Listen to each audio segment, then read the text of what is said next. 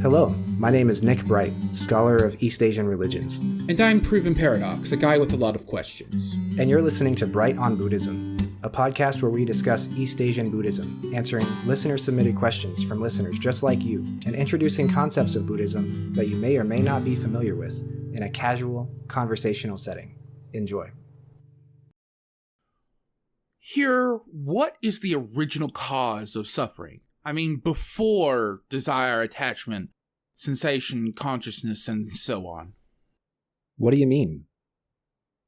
I understand the Four Noble Truths and the Five Aggregates, and the Buddha's broader argument that suffering is a result of craving and attachment, and that those things arise from sensation and consciousness.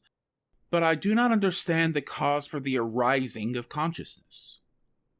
I suppose that consciousness arises due to our karmic past. Having had some bad karma in the distant past, you're now encumbered with a consciousness that is subject to craving. But why did I act karmically in the first place in a past life so many ages ago? What does the Buddha say about this? What is our, forgive me for using the phrase, what is our original sin? I think that the answer to that question can be answered by asking this one. Why do you act karmically now?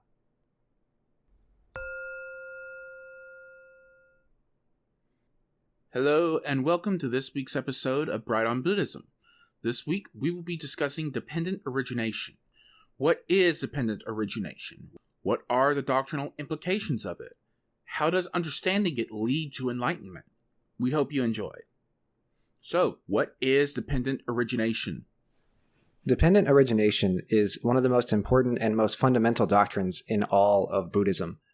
It comes up very, very early in the texts, and is thus shared by Mahayana, Theravada, and Vajrayana as a very, you might say, introductory or rudimentary doctrine. It's referred to in Sanskrit as pratitya samutpada, and at its core, it refers to the causal relationship that underlies all things in reality, and thus explains how they arise and pass away, according to the doctrine of emptiness and impermanence. The Sanskrit word literally translates to arising on the ground of a preceding cause, and this gives us a clue into the argument at play here.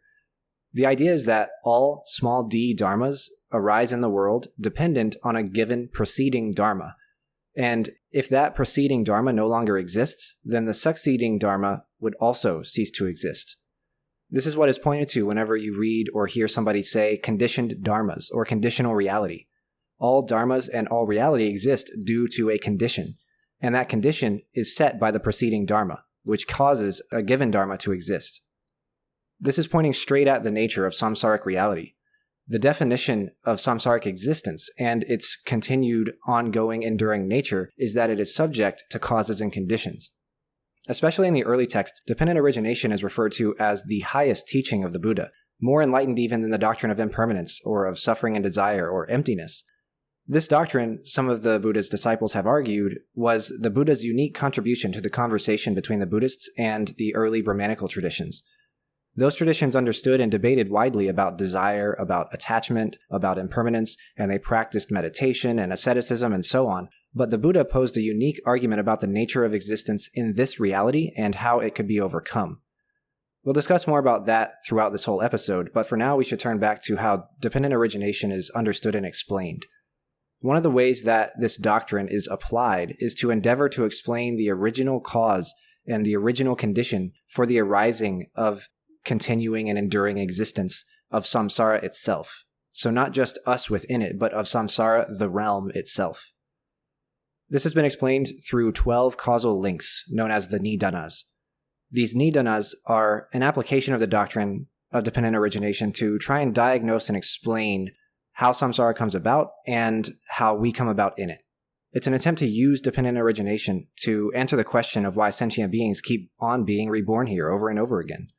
The 12 nidanas are as follows: ignorance, karmic activities, consciousness, mind and matter, the 6 sense faculties, contact, sensation, craving, attachment, becoming, birth and rebirth, and old age and death. So this merits a bit more explanation. The idea is that the root cause of your present existence is due to ignorance. This ignorance about the nature of suffering and the Dharma, and so on. That caused you in the distant past to act karmically. You didn't understand the Dharma as it's presented by the Buddha, and so you did something that was either dualistic or was rooted in attachment, or you made the mistake of believing that you have a self and a soul or something like that. And then your acting karmically in the past caused you to be reborn with consciousness, or vijnana, in the present. So the reason why you're here now is because you had some bad karma in the past. This consciousness then is the root cause for the arising of mind and form, the 6 sense faculties, contact between the 6 sense faculties and sense objects, and thus sensation, and so on. This is very similar to the doctrine of the 5 aggregates, or the 5 skandhas, that we have discussed before. Sensation is the root cause of craving and attachment. We crave pleasant sensations and we crave the absence of painful ones. This craving leads to attachment. We become attached to those things which bring us pleasure and bring us the absence of pain. This attachment causes us to deludedly believe in the existence of a capital S self. This is our becoming. That's what's referred to by the word becoming in the 12 nidanas. We mistake ourselves for existing in a substantial and permanent way. This will cause our birth and rebirth in samsara in the future, and, of course, the cause of death and old age is birth and rebirth. So then, this birth and rebirth in samsara is the causing condition for our old age and our deaths in the future. You can see that the spine of Buddhist doctrine is embedded in these 12 links of dependent origination. So it's a very important doctrine and is meditated on and focused on a lot. So in this list of 12 nidanas, it starts with ignorance, and then the next step is caused. So like karmic activities are caused by ignorance. Exactly. Consciousness is caused by karmic activities. And so these are all a causal link. Exactly, yes. This is sort of working backwards from actually the distant future and looking back at the cause of each single thing that is caused by the previous thing. So what are the doctrinal implications of dependent origination? So we'll start with dependent origination first and then move on to the nidanas, which, as I mentioned, represent the rule and its application, respectively. Dependent origination, the rule, has many, many important doctrinal implications, but we ought to talk about the implications that relate to the possibility and the path of enlightenment. Remember, we are contending that all things arise due to causes and conditions. You should be thinking of karma here. This is what is fundamental to the argument of karma. I mentioned that karmic good in the past, in the karmic episode. Karmic good begets good, neutral begets neutral, and bad begets bad. That's due to this exact rule of dependent origination. A universally causes B, and B universally causes C, and so on. A and B are locked into a predictable and quantifiable causal relationship. This relationship is discrete and set in stone and unchanging. This relationship is a characterization of something that happens. It's not a thing in itself. And what I mean by that is that it's not subject to impermanence and emptiness, because it's not a dharma itself. It is the dharma. And the dharma is not subject to impermanence and emptiness. Now, this causal relationship that I'm discussing here, we may not be able to understand that relationship ourselves, but nevertheless, it works the same way every time. This is an important point to mention because it answers a question that comes up with regards to impermanence. Remember that we have discussed a relative continuity in regards to impermanence. Impermanence is not pure randomness, it's not pure chaos and pure unpredictability. Due to the laws, so to speak, of dependent origination, everything exists in a relative continuity. However, it's also important to note that A causing B is also not reproducible, and that can indicate a possible reason why sentient beings sometimes can't wrap their heads around the exact nature of this causal relationship that we're talking about here. If you carry out an experiment and you observe that A causes B, then you might seek to do it again and try and observe that causal relationship again. However, no matter how much you try, you can actually never go back and start with A again, because dependent origination only works in one direction. Whether you like it or not, A has arisen and passed away, and you'll only be able to start with C, because A caused B and is gone now. Because A and B are part of the causes and conditions for the arising of C, that's why you have to start with C and move forward from there. This is confusing, and I encourage you to think about it as much as you can, and it's actually the root of the Buddhist argument. There's really not much else to it, and in fact, there's an entire class of the 4 realms in addition to the 6 realms that we talked about. You remember the Arhats, the Pratyeka Buddhas, the Bodhisattvas, and the Buddhas. Pratyeka Buddhas actually achieve their enlightenment by sitting in the forest and meditating on exactly this. So they have figured out all of it. They've become fully realized Buddhas solely by meditating on dependent origination. And that's how important and how critical to the teaching it is. Moving on to the doctrine of the Nidanas. The Nidanas are the contextual explanation for many other doctrines that become critically important in the development of Buddhism over time. We've talked about in the past how one of the interpretations of emptiness is that things do not exist substantially and permanently, nor do they not exist at all, but in fact they exist provisionally. To understand how and why this is the case, it helps to have in mind that all things arise in a mutually interdependent manner, according to this doctrine of dependent origination. Similarly, the very continued existence of samsara is explained here. To use old-school Marxist terminology, the base is ignorance and the superstructure is samsaric reality, marked by suffering, marked by causes and conditions, marked by desire, etc., etc. This is the doctrinal creation myth, so to speak, of Buddhism. Remember that we've said in the past that there is not really a concern with the origin of the universe or the end of the universe, and there's no really mythology in Buddhism that deals with that stuff as there might be in other religions. And the Buddha is famously hesitant to ever answer any questions about that stuff. The reason why is that the Big Bang and Adam and Eve and the world turtle of Buddhism is not a Big Bang or Adam and Eve or a world turtle at all. It is instead a strictly psychological condition known as ignorance. This is where we start to see doctrines from schools like Yogacara start to make sense. If you remember, their central argument is that everything exists as a projection, as a reaching out of your consciousness only. If ignorance is both the root of all continued samsaric existence and also a condition of the unenlightened mind, you can start to see one of the ways in which they came to understand that everything in the world exists before my 6 senses due to the activity of Vijñāpti, or cognition experience, which is afflicted with ignorance.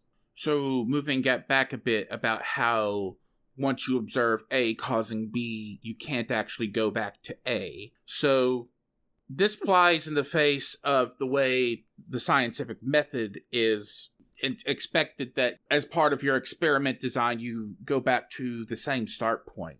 I think with this doctrine, it speaks to how even in the experimental setup, you can't really go back to that original point where you don't know what your experiment is going to do. So even if you have otherwise set up the environment of your experiment in the exact same way as the first time you did it, you still did that knowing the results of the first experiment. So in that sense, the setup isn't exactly the same. Even if everything is physically the same, the experimenter is doing this with the knowledge of the previous experiment's results, and therefore with expectations on what's going to happen. And then with those expectations, we see things spiral out and no longer make sense in the Buddhist context because, again, the base there is a misunderstanding of how reality works. Exactly. And, you know, the scientific method analogy that I used, it sort of works either at like the fundamental level, like the most basic elementary level to understand dependent origination, or it works best at like a very high level. In the middle, it actually gets a little bit shaky. Right. So we should understand that whenever we're talking about dependent origination, we're talking about the arising of something, and that is only one variable.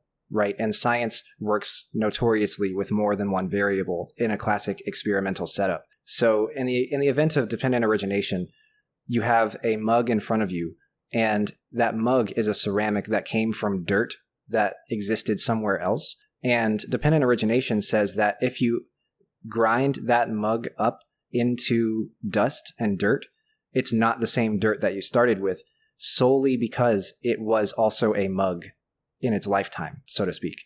So you can't replicate the conditions perfectly, even if you separate the glaze, even if you put it back where it was, even if you were to have some magical way to shrink down to quantum size and start putting everything back in the exact same arrangement that it was in beforehand, even then, it's been sort of inflected upon. It's been changed because of its stint as a mug, right? And that's just one variable. And so that's what's meant by dirt causes mug to exist, and mug cannot go back to the same kind of dirt that it was. It can only go back to a different kind of dirt. Now, this still works in the multivariable setup of a scientific experiment, but it's just a little bit more complicated, right? Because you're adding layers of observation, and you're adding layers of multiple variables interacting with each other, and you're adding some of the biases that come along with Western science as well. And it makes it a little bit difficult to actually understand. But I think that it still shakes out in the end, because ultimately, we're not saying anything about the scientific method necessarily, as much as we are saying over time, the state of something instant by instant is different from it was the previous instant. And you can't really go back, right? It's sort of like hitting back on the doctrine of impermanence, understanding that you can't go back even 1 second in the past to how you were then, because you will have experienced this second. And so therefore, you'll never ever be the same as you were before experiencing this 1 second. And that can be maximized to your entire lifetime, or it can be minimized to even the smallest, absolute smallest amount of time that you can possibly conceive of. Yeah. The big thing that I think this tackles above what your standard scientific setup would tackle is history. Mm-hmm. This doctrine of dependent origination is adding, the entire history of a given object or given creature into the equation, whereas science, for the reason of being able to actually, at a human level, understand what is happening, intentionally disregards things like that. So the scientific method would say that if you're arranging these atoms into the exact same configuration, then for the sake of being able to understand what we're looking at, we're going to call that the same. Exactly. And I think a lot of scientists would also admit that this is not a complete picture. Right, exactly. So it makes sense then that this is such a hard thing to understand, because, even when we are going out into the world with the express purpose of learning to understand it better, for the purposes of doing that, we have to disregard some information that is potentially quite important. And that's what dependent origination is adding back in to the equation. And so it makes sense that this is such a difficult thing to actually understand. That's exactly right. And whenever we start talking about how it leads to enlightenment, you'll see that, whenever you become enlightened, whenever you are a Buddha, a fully realized Buddha, your omniscience is related exactly to this history that we're talking about, the life history of a thing, of a something. And understanding that whenever you become omniscient and whenever you become a Buddha in this scheme, you are walking around with complete and total knowledge, past, present, and future, of all of the life history of everything that you see, right? You have the ability to look at anything in any time and understand where it's come from, where it's going, and understand other things about its nature as well, right? We've also talked about how, of course, you get knowledge of the true nature of emptiness and the true nature of impermanence and the true nature of how reality works. And it's a massive amount of information, a massive amount of knowledge that a Buddha has. And that's why it's really technically regarded as omniscience. So you mentioned this already, so let's get back to the script and ask the question, how does understanding dependent origination actually lead to enlightenment? So we said before that dependent origination is like the root of the Buddhist argument. And it goes without saying that if one fully understands that causal law and the causal relationships that we were talking about before, then they are well advanced on the path of enlightenment. If they really get how and why A causes B, then they have a clear path forward to get out of samsaric existence into enlightened existence or into nirvana. That is, they have the ability to harness causality toward better ends. They can take hold of the reins of causation and live karmically better. This, I've said before, is known as turning the base, according to Yogacara traditions and other Mahayana traditions. Instead of perpetuating a stream of causation of bad situations, you take hold of it and you turn it toward a stream of causation of better ones.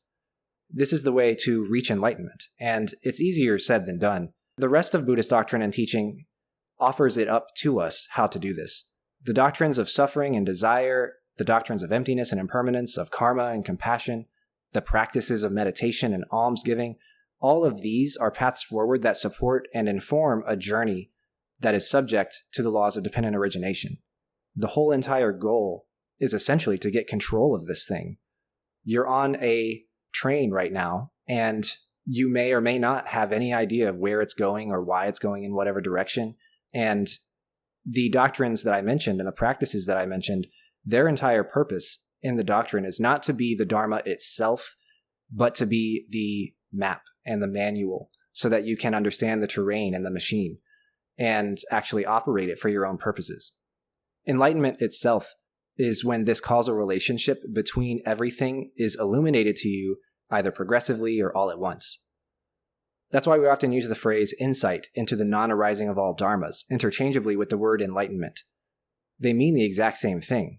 One's insight into the non-arising of all dharmas is when they have insider knowledge as to the nature of dependent origination and its role in the continued existence of samsara and in the continued existence of things in samsara. Knowing that and understanding it fully is like having the password to omniscience. Just the same as fully understanding emptiness, impermanence, suffering, and so on are all like having the password to omniscience. Those doctrines all ultimately point to the same thing.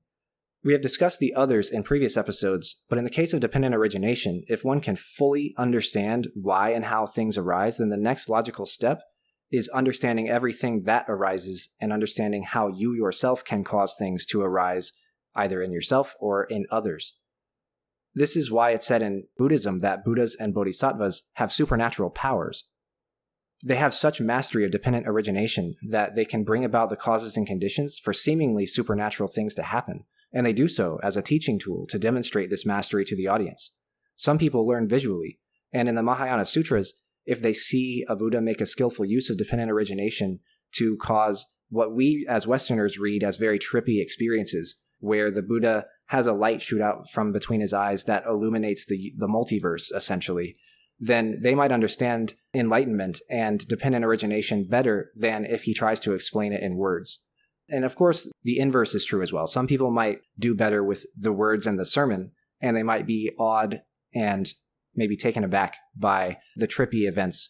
But ultimately, they're all kind of pointed at the same thing. And dependent origination is another one of the signposts that helps someone become omniscient, someone become enlightened, someone to understand the true nature of reality and understand how to make use of it for your own enlightenment and for the enlightenment of others. An arhat is somebody who's mastered dependent origination and they reach their own enlightenment, according to the Mahayana sniping, they say this. And then the bodhisattvas are mastering it for the purpose of saving others, right? And Buddhas have kind of done all of that. They've done all three. They've done the saving themselves, the saving others, and also they're having the most, you might say, insightful look into dependent origination and into the nature of reality. We hope you enjoyed this week's episode on dependent origination. Join us next week when we discuss the 8 jhanas. What are the 4 rupa jhanas? What are the 4 arupa jhanas? How do they function in the context of meditation? We hope to see you there, and thank you very much for listening. Thank you for listening. See you next time. My name is Nick Bright, scholar of East Asian religions and the voice of Hearer. And I'm Docs, editor, question asker, and voice of Hermit. And this has been Bright on Buddhism. Thank you for listening. If you like our podcast, or if you have a question you'd like us to discuss, we'd love to hear from you. Please consider leaving a comment or review, subscribing, or joining us on social media. Email us at bright.on.buddhism@gmail.com or tweet us at brightbuddhism. As always, citations and resources for this episode can be found in the show notes. Thank you.